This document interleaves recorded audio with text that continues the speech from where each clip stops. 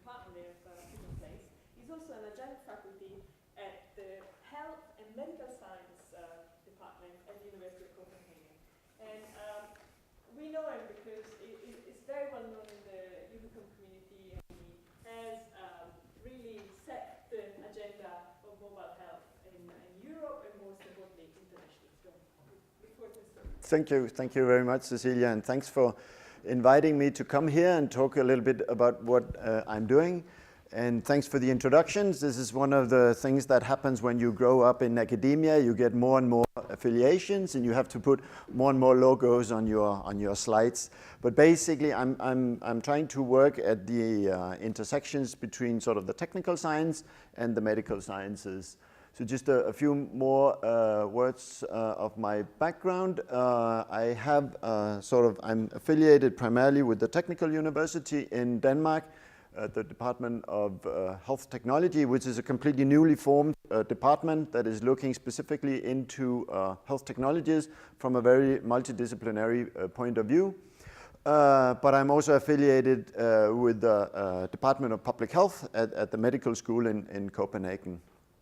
I'm also a co-founder and sort of a part-time chief scientific officer in a company called Monsanto, which is sort of a spin out of some of the activities that I will be talking about today. So that's me. And this is the iPhone back from 2007. So 2007, this guy was given birth. And it was sort of a long time ago. I still have the iPhone back home, and it's sort of a long time ago that I've been looking at it. And I was looking up this picture and actually found my old iPhone. I couldn't sort of make it run anymore. But when I had it in my hand, one of the things that I noticed is that it was actually pretty small. It was actually a nice form factor. But I want to sort of move forward to this guy because I think this was, at least to many of us researchers, a much more important milestone.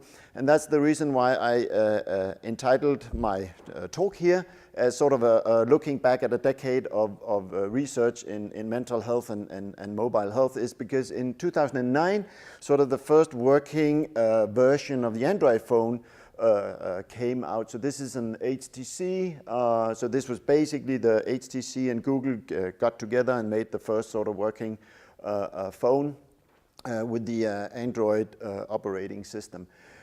And many of us noticed immediately that this was actually a very open platform. You had access to a lot of the lower level features in the operating system, including all the different sensors. So we started looking into this as a huge opportunity for doing mobile sensing, and in particular in mental health.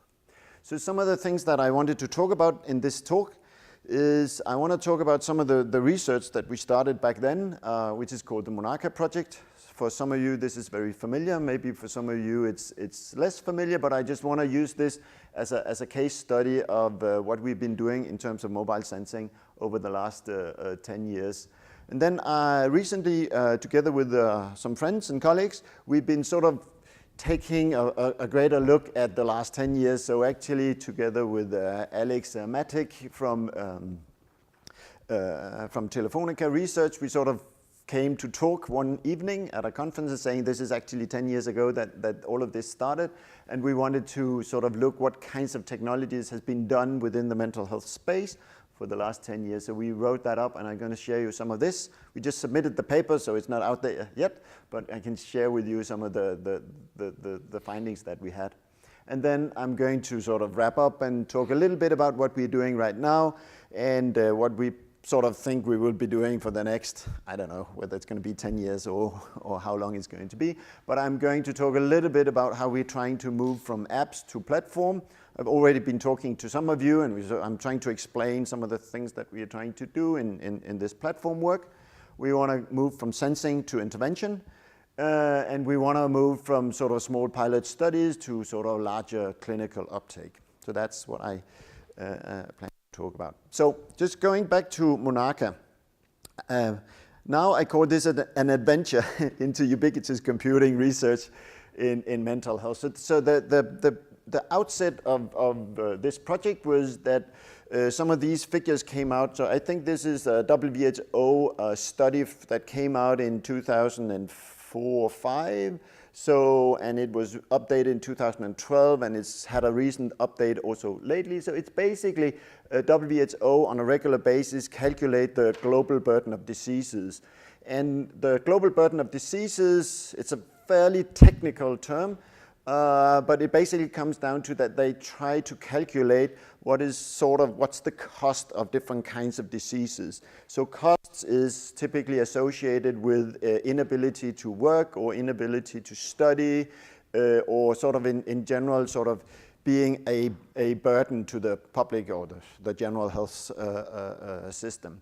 So of course it's a slightly negative word, sort of being a burden is not something that is nice for a particular person, but this is a technical term that they're using in order to figure out what kind of diseases actually has a cost to society. If we look at this study, so in 2004,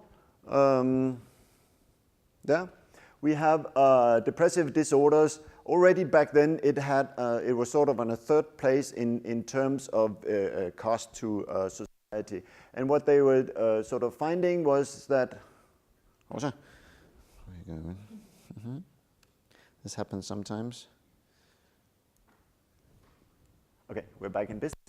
So what they of course found is that they expect from all the prognosis that depression, but mental health in general will be the largest burden of disease in the coming future. And the recent updates from 2012 and also the recent one is that where they're basically concluding that mental health will be the largest burden for society in the 2020s. So this was sort of the outset of some of the work that we were doing. So we had sort of, I and many of the, our colleagues in this community had the idea of could we somehow use mobile sensing and the idea of ecological momentary assessment and these kinds of ideas in mental health. We wrote some early pieces on that, and we wanted to sort of collect this kind of data and then use it for mood and episode prediction. So would we be able to predict depression, for instance, sort of catch it early on as early biomarkers? We could use a mobile platform for psychoeducation and for some sort of clinical evaluation. Would this actually be useful in a clinical setting? So these were some of the ideas that we had. Mainly, I would say, among techies in a Ubicom community. So we wanted to put together a project on this, and I wanted to have sort of a local shrink. I wanted to have my local psychiatrist with me in this project because we thought it was super important to involve the clinical part in this. So I called sort of, this is the Psychiatry Center of Copenhagen. So this is the main research unit in the teaching or university hospital in Copenhagen. And I was sort of looking into my network and I was asking people, so if I was to do something with the affective disorders like depression and bipolar disorder, who should I call in Copenhagen? And they told me, basically go down to this building, go to the 3rd floor, they have something called research, and you'll find a guy called Lars Kessing, and he's sort of the main guy in Copenhagen, but also internationally in terms of affective disorders. So I phoned Lars. He picked up the phone. He's an old school professor. He actually has sort of a desktop phone, and he sort of picks it up when it rings. I phoned him, introduced myself. My name is Jakob Bardram. I'm a professor in computer science. I have this idea that we should use these smartphones to collect a lot of data, and based on all that data that we can collect without the patients knowing it, we would be able to predict their mood and depression. Lars later told me that when I made that phone call, he actually thought I was a patient. He looked me up in PubMed. So PubMed, as you probably know, is where people from a medical research field sort of have indexes of their research. Lars, of course, had never heard of Google Scholar or anything like that, not to speak about ACM or IEEE. He looked me up in PubMed, and at that point, I think I had 3 papers indexed by PubMed. So he took me as a manic patient, basically. But somehow I convinced him, and we managed to put together a European proposal which was called the Monarca project. And that was a 3-year European Framework 7 supported project where we chose to focus specifically on bipolar disorder because we had sort of the hypothesis that mood swings between depressive and manic episode would be easier or more manageable to actually do prediction of. So the idea was to basically to have a personal health technology based on these new upcoming smartphone devices with the Android operating system and support the treatment of patients supporting bipolar disorder. And we had a range, as usual, as you have this in European project, we had a range of different companies and industrial companies, academic partners, and clinical partners. And it was a 3-year project. So I will talk primarily about what happened in the Copenhagen team. So this was me running the technical part when I was at the IT University of Copenhagen, and then I was working together with Lars Kessing, who was running the Copenhagen Clinic for Affective Disorders. So we did a lot of user-centered design. We always do that. I come out of a user-centered design tradition, sort of a Scandinavian participatory design tradition. I've never been in psychiatry before. I've been doing a lot of work in hospitals prior to this work, but I've never worked in psychiatry before. So we had to really understand what it was about. So we had a lot of design sessions. For a long period, we ran sort of bi-weekly design meetings. So here's a picture from one of them where we have patients, clinicians, and designers meeting for different kinds of design and brainstorming sessions, and gradually moving this into a design prototype. One of the things we did early on was to make a video prototype, and I'm just going to show it to you here. But I probably don't have sound, do I? Or do we? It's part of the HDMI, but I don't know if it's... Let's see what happens.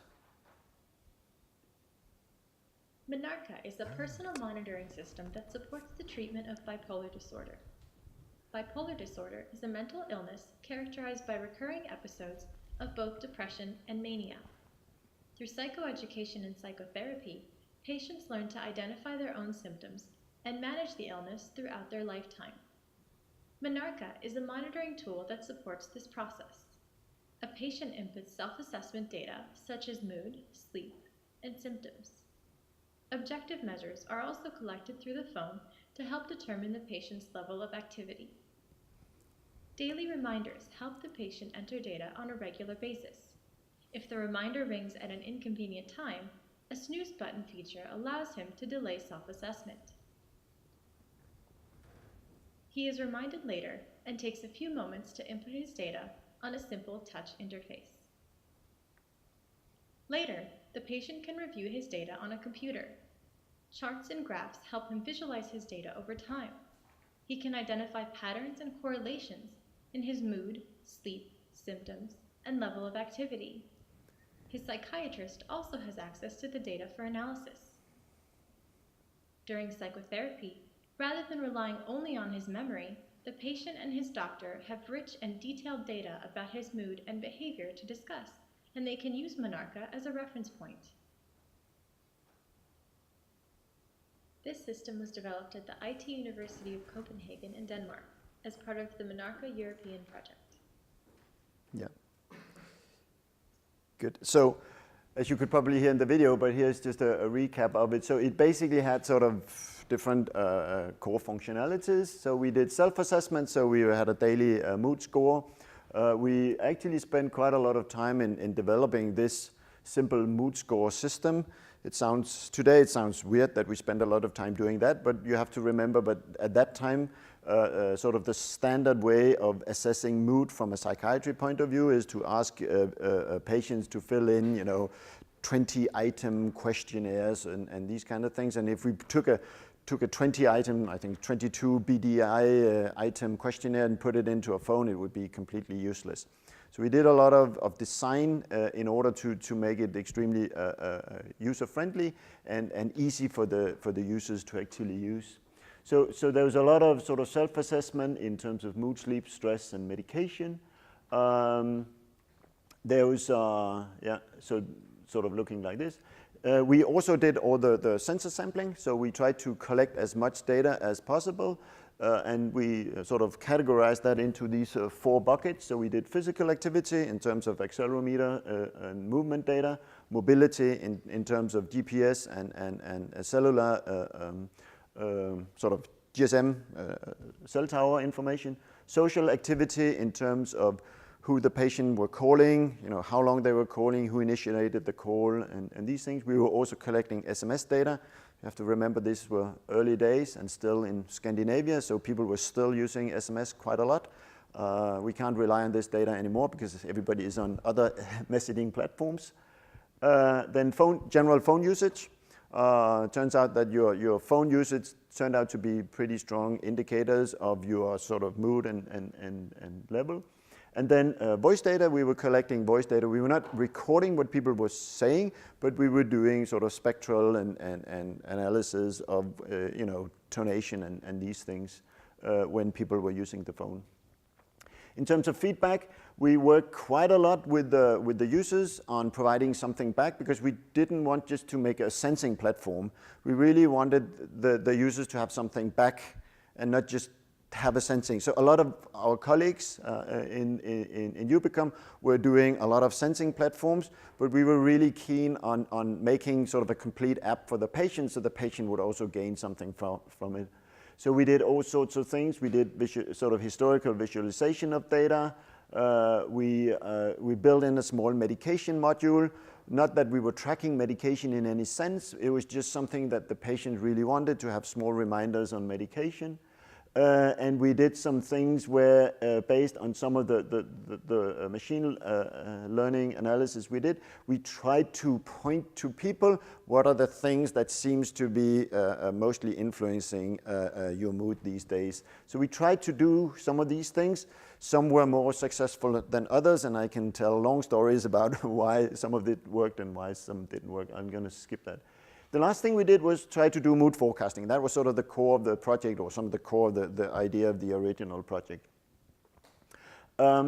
We designed the whole thing from this double loop idea. So in contrast to many other systems that were also designed at this time that were following a single loop metaphor where you only had sort of self-assessment and monitoring for the patients, we designed deliberately for having the clinician in the loop all the time. So we also designed this dashboard, clinical dashboard, where a clinician could sort of follow the different patients, and we did a lot of detailed design. You can see all these markers that sort of indicates how the patient were doing, and then the clinician could sort of follow each of the different patients.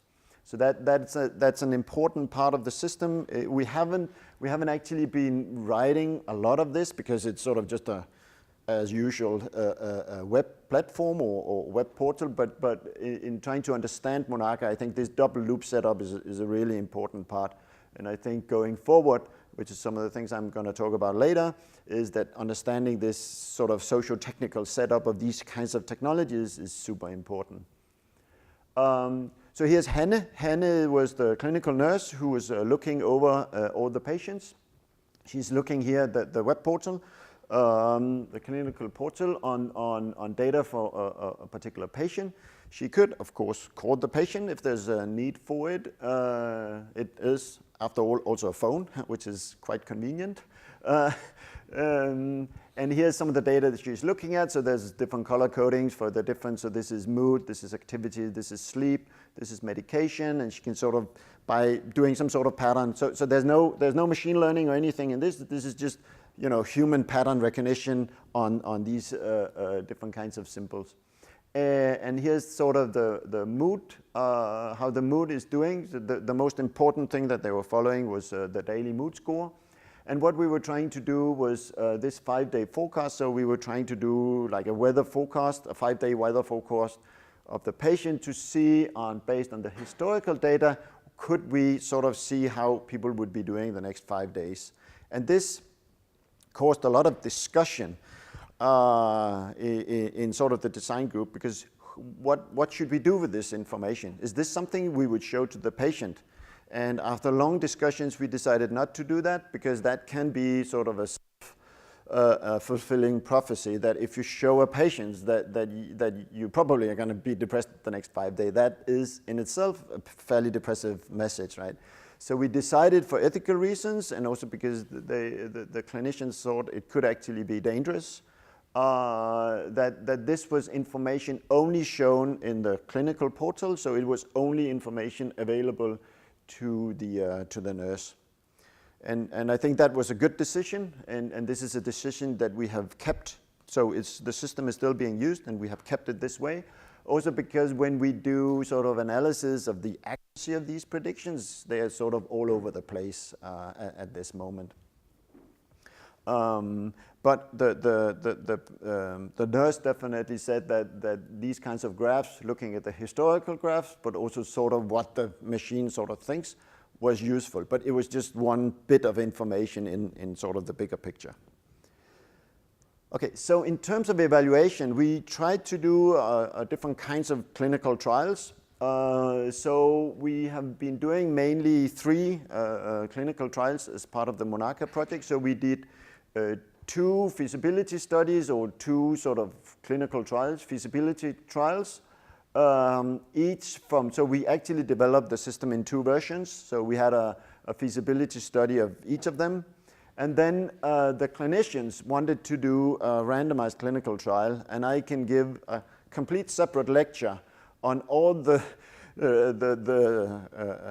sort of problems and conflicts in running randomized clinical trials on very early research projects and technologies, because you really don't have a finished or stable system. It might be technically stable, but in terms of usability and a lot of other things, and the whole socio-technical setup of how you want to use this, it's not stable at this stage. So starting a randomized clinical trial where you fix everything is not a good idea, basically. But this is in conflict with the kinds of research that our medical colleagues were doing, and in order for them to get anything moved forward, they had to do an RCT. So we did this, and I've learned a lot over the years about how you do RCTs and how you do these kinds of clinical trials. So some of the things that we were looking for is what's the patient view of the system? So what's the usefulness and usability of the system? So this was one of the research questions we were asking in these studies. The second is the technical part. So how robust is the technical platform, and in particular the mood forecasting? The fourth research question we were asking is how stable is this for diagnosis or monitoring? Is this something that can be used for diagnosis and monitoring in a clinical setting compared to what they do today? And finally, of course, and this was the research question in the randomized clinical trial, is what kind of efficacy is there in treatment? Is there any efficacy to be shown in terms of improvement of depressive and manic symptoms? So if you just go over some of the results, all of this is published, and there's links to the different papers. So in terms of usefulness and usability, we did a study on this. It's published in the Computer-Human Interaction Conference, and we had some very positive results. So basically, I guess it's sort of a confirmation that sort of good old school user-centered participatory design processes actually helped us design something that the patient found useful. We have to remember that these were not the patients that actually were part of designing it. This was a much larger study involving quite a number of patients. One of the things that were very interesting from the clinical point of view was the so-called compliance rate. So compliance rate is sort of how many of the patients were actually doing daily self-reporting and sort of using the system on a daily basis. So there was a very high compliance rate, and they were very positive about that, because one of the problems that many psychiatrists has is to get information about how their patients is actually doing on a day-to-day basis. It was considered very useful, and both the patients and the clinicians, as I said, said that it would be something that helped them in better patient treatment. We did mood forecasting. This was a small study. We are still working on this. Now we have collected a lot more data, so we can do much better mood forecasting and see how good we are at this. Back then we had a very small study on six participants. We did, for most of them, fairly good mood forecasting. For one of them, not so good. One of the interesting findings from this study was that the top impact factors, we call them, so what were the features that had the highest information gain in the predictive models, were these 5, whereas phone usage and social activity were the ones that we collected automatically. The activity, stress, and sleep were the self-reported ones. But if you look at this, the activity and the sleep would be something that you could actually also collect automatically. So some of these results sort of indicates that there might be predictive models that can be built just from automatically collected data. So this was one of the interesting results here. Then we published this paper. This was sort of the first clinical paper that came out of the study. You might find it as a small thing, but actually we have been more and more proud of this particular study, because what it basically shows is that there's a very strong correlation between self-rated mood and the standard way of assessing mood from the clinical perspective. And that is basically a verification that by using a smartphone and the mood scales that we have developed actually works and is highly correlated with what a clinician would normally do, right? So this basically means that you can use these kinds of tools for daily mood monitoring of patients.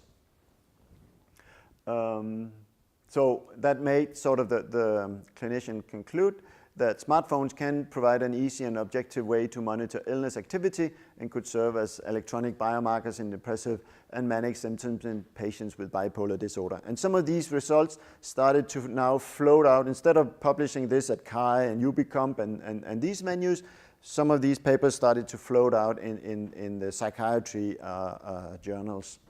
So that's especially this one, which is sort of a high-ranked journal within bipolar disorder. So that's pretty nice to have some impact on that side of the fence as well. We did, as I said, we did some voice feature analysis. That was a similar study with 28 participants, and we used the Open Smile, which you're probably familiar with, to sort of do the feature extraction on the voice features. We had some classification, fairly good classification results, so 70% in depressive states and 61% in manic state. One of the problems with the manic state is that our data set has, and still have, very few manic data points. So that's the problem with this disease, is that even though you are bipolar, the majority of the data sets and the majority of the time is that you are in the depressive phase of the illness. So that was interesting to do this study, and this is definitely something we want to follow up on. We are collecting this data also today. This was published in the psychiatry journals, and they sort of concluded again that voice features might be voice features collecting in naturalistic settings using smartphones can be used as objective state markers in patients with bipolar disorder. And some of the there has been prior work in psychiatry in looking into voice features, but this was sort of voice data collected in the wild using the smartphones. Good. Then there was the randomized clinical trial. So basically the RCT hypothesis was that we could reduce the severity of depressive and manic symptoms. So that was outcome, the main outcome that we were looking for. Secondary outcomes were increase in social functioning, quality of life, and adherence to medication and cognitive functioning. So we enrolled 78 patients. They were randomized 1-to-1, and so on and so on. So the interventions was basically that we gave patients, they were all given a phone. So this was still early work, so not everybody had actually a phone. So they were given a modern Samsung phone of some sort. And one of the, on some of the phones, the active group, they had the Monarca app and they were supposed to use this. On the placebo, they still got the phone, so we didn't want to. So we didn't want to. So we wanted to see if not just having a new phone and the communication were the reason. So the placebo was also given a phone, and they had a passive Monarca app. So we actually, so that was a little trick. We did a collection of our data also in the control group, and they had it for 6 months. We published this result in 2015. That's where the study ended. We had a very high compliance, so there was a lot of patients that were using this, and they were very compliant. Unfortunately, we did not find any significant effects in the primary outcomes. So the active group and the control group had similar symptoms. So it's not like there was any difference in the two arms. And actually they did some subgroup analysis where you were looking at some of the specific groups, and it turns out that it could be that the intervention group experienced more depressive symptoms. So you could actually, coming back to the self-fulfilling prophecy, that in the active group, by using the app, you would have more focus on your depression and you would report more depressive symptoms. Whereas the subgroup with manic symptoms were actually able to reduce, so they had fewer manic symptoms.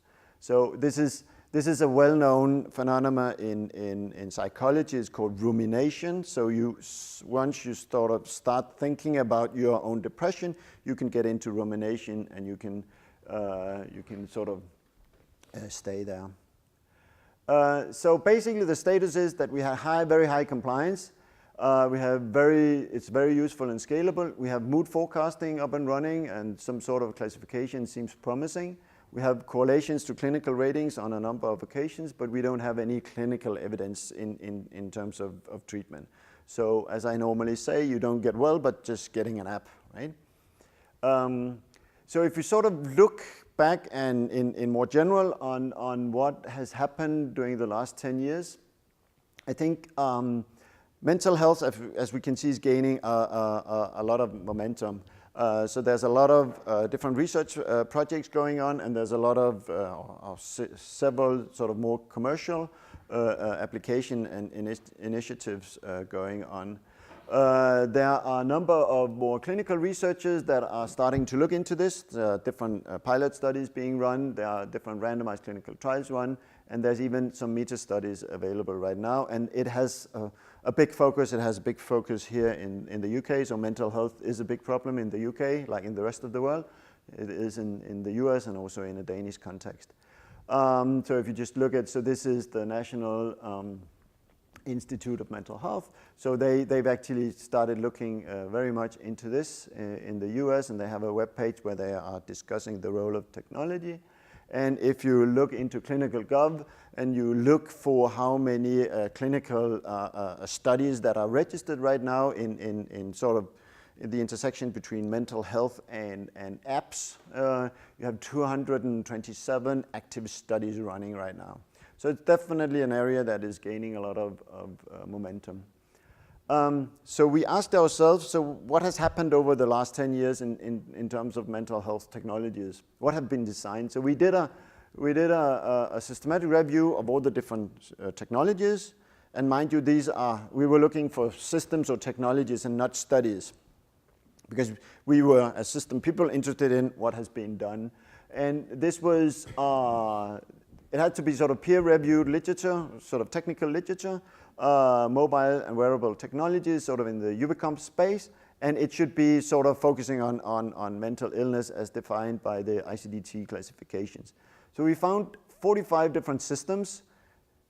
32 of them were actually clinically developed and evaluated, and 13 of them were with non-clinical participants, and we sort of derived a typology from this, that what were the kinds of different things that they were supporting. So here's the list, and I will definitely not go through it. You might recognize some of the names around there, but there's actually, when we did this review, we were quite surprised. There's actually been quite a lot of different systems and technologies developed over the year. Emotion Sense is also here to pay tribute to our hostess. But as you can see, there's quite a lot that has been developed. Here's sort of an overview of when they've been published. So it seems like there was a first wave. So I think these are here where the Monarca papers are being published. Then there's a second wave here. That's the big wave. So a lot of things came out in 2016. And I don't know what is happening now, whether we were building a wave, but maybe all the system research has been done.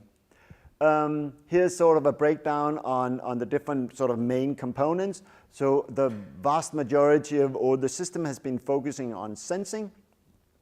And 1/3 of them sort of has been looking at other things like clinical assessment, predictive modeling, and intervention, and sort of user interface stuff. Actually, the intervention part is very low, which was one of our expectations, and this is also, as I said in the beginning, a place where we want to move now. And here's just a breakdown on what kinds of mental disorders the different systems were addressing. And as you can see, the majority, over half of the system, were looking at affective disorders. So if you're a researcher and you want to move into this space, you might use this table and look at some of the other areas where there has not been so much. So this space is in mood and affective disorders pretty crowded.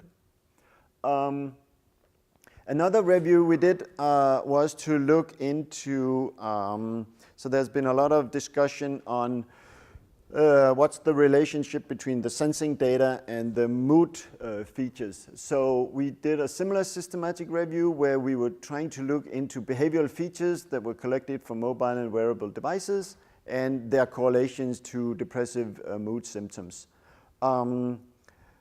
We did a screening of a lot of papers, and we included 46 papers, and again sort of divided into clinical and non-clinical studies. And again, we have here a list. So these are the clinical studies. There's 20 of those. There's a list of them. And here's a list of the non-clinical studies. There's 26 of them, and there's, again, a long list of theirs.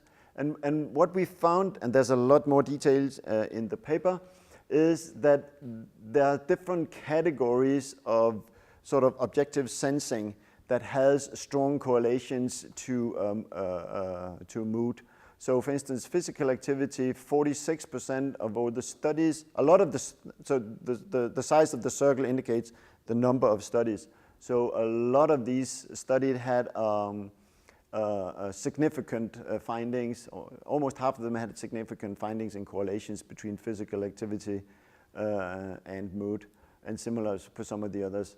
Actually, it turns out that the social ones are less, sort of has less correlation and so on.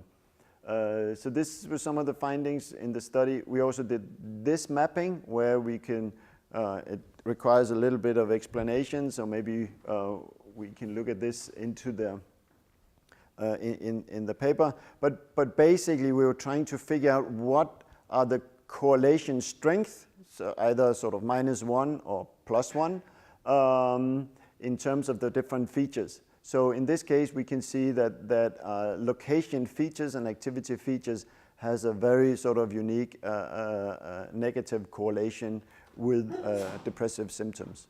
So all of this is useful in the design of these systems. So this is a review across, as I said, 46 different papers that were looking into sort of correlations between sensor data and depressive symptoms. And you can sort of see which of these features actually has strong correlations. What we did find, however, is that it's really, really difficult to do these kinds of comparisons, and this review took Darius quite a lot of headache to actually do, because there's no standardized data collection and feature extraction methods. So there's all sorts of different ways to collect these kinds of data, which also depends on the types of devices and everything. It turns out there's no standardized mood assessment tools, so clinicians use quite a number of different mood assessment tools, we found 11 different clinical tools and 9 different non-clinical mood assessment tools. And then the statistical correlation methods that were used were quite different as well. So that it was sort of difficult to compare some of these things based on this. And finally, I just wanted to mention this paper. I recommend this paper because this is not a paper we did, but it's a meta-review of efficacy, right? So if you're interested in what's the efficacy of the treatment in terms of using these kinds of devices, then John Torres and his group at Howard did this meta-review on 18 different randomized clinical trials in terms of what's the efficacy of using these kinds of mental health technologies in intervention. So here's a picture from the paper, and they basically mapped all of the different studies on a scale like this, where there was no effect at all. So this is a zero effect in terms of treatment improvement. And this is a 1, so this is a full effect in treatment improvement. And you can see that the number of different studies are sort of located on this spectrum. And here they sort of pointed out the average. So what they sort of conclude from this review is that the evidence to date indicates that mental health intervention delivery via smartphone devices can reduce depressive symptoms. That was sort of the average over all these studies. However, it was difficult to establish the single most effective component of a smartphone intervention or determine which populations these interventions are best suited for. So there's clearly some evidence that we are moving in the right direction, but there's clearly also some indicators that this is there's still a lot of work to be done, which is a good news for researchers, I guess. Okay, so just wrapping up very quickly, what we are doing right now is I'm just going to mention very briefly how we are moving from apps to a platform, from sensing to intervention, and from pilot studies to clinical uptake. So basically, I've shown this to some of you already, but basically we are trying to move into the domain that is called digital phenotyping, where we want to create this platform for collecting all sorts of wearable and medical device data and collect this across different applications. So instead of building single applications, we want to do this on a shared platform that can run all of our studies. We do this as part of the National Life Science Supercomputing Center that we have at our university. So this is the same servers where we store all the genetic material from the Danish citizens.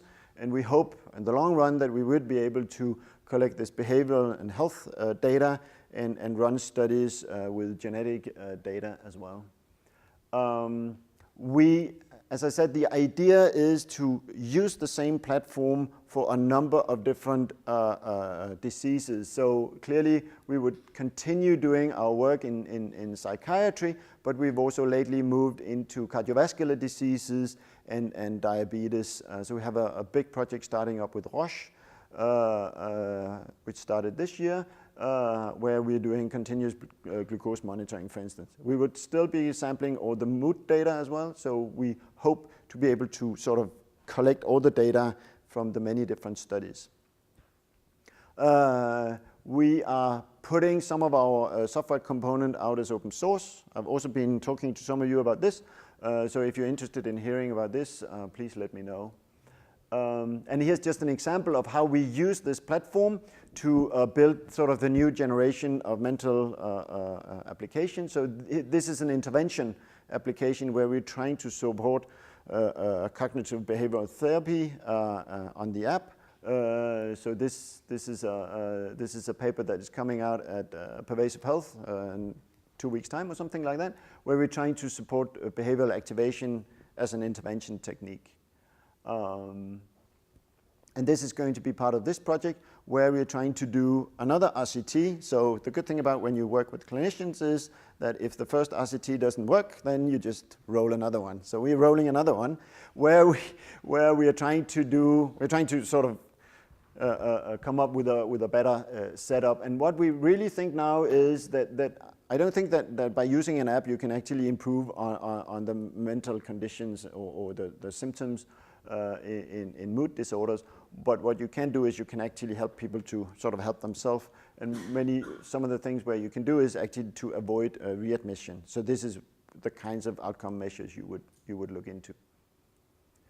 So basically, summing up, so what we've been doing is talking about the Monarca project and sort of trying to give you the background on what we've been doing in mental health.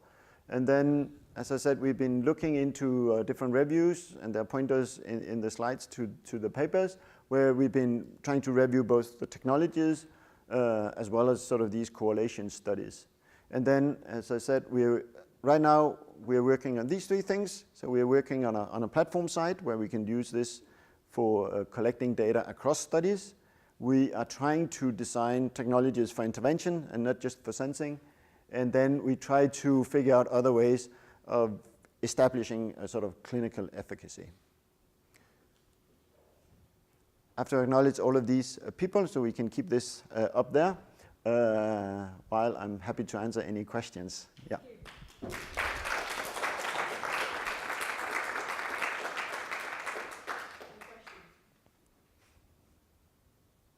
So, yeah. Yeah.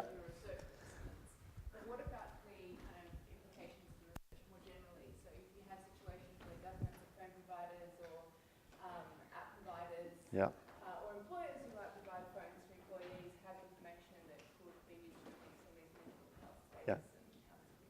Yeah.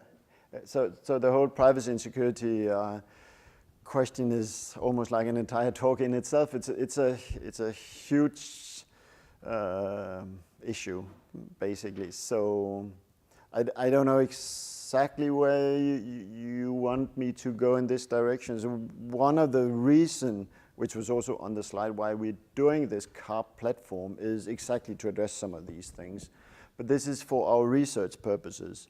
So I'm not talking about what happens if you want to put this into real use. So right now I'm just concerned about privacy and security from the research point of view, and that's why we're using the National Life Science Infrastructure, which is part of an existing sort of very trusted setup in Denmark. But we are already seeing now, as you know, that private companies are moving into this space and is offering services, and then of course there might be privacy issues. I don't know.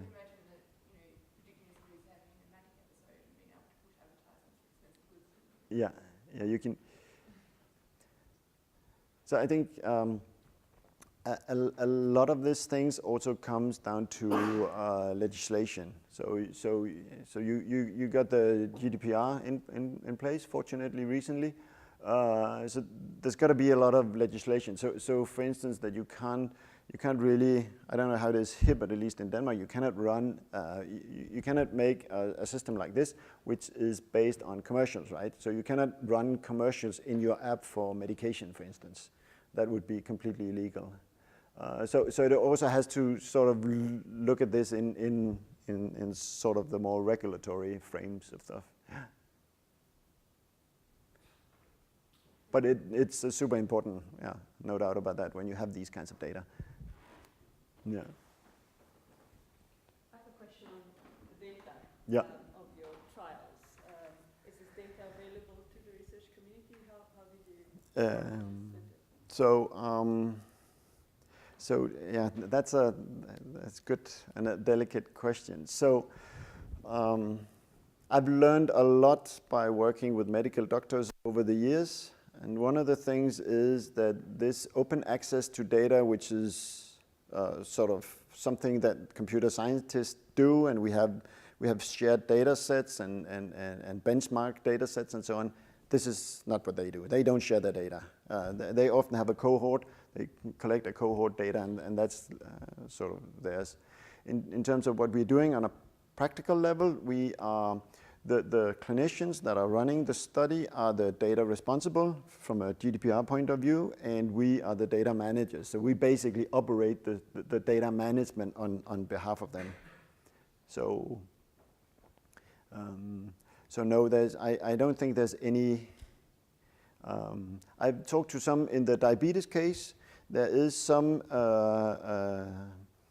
ideas of sort of going together, a couple of research groups that know each other, and they collect data in the same manner, and then they share within like 10 research groups. So they can sort of have a distributed cohort in a sense and share the data. But it's not near the things that we know where they put out data sets.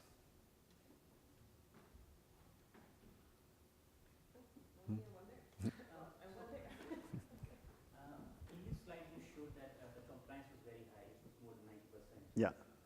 And I suppose that this was for a many number of years, right? I mean, this was for the 6-month study, and also, yeah, for the 6-month study, yeah. Because in general, the related work showed that the compliance rate. Yes, yeah, there's this drop-off curve, yeah, yeah. Is there any wisdom you can share that, how you managed to have this high compliance? Yeah, I definitely think that the core wisdom to that is the double loop setup.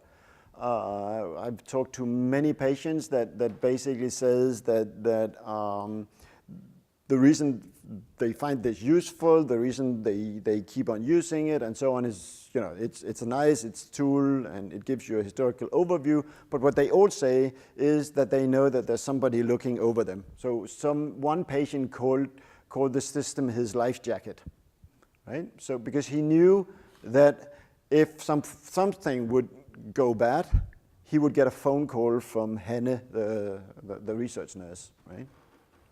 So I think that I think was a very important lessons in these types of technologies, and that's sort of the direction we are thinking.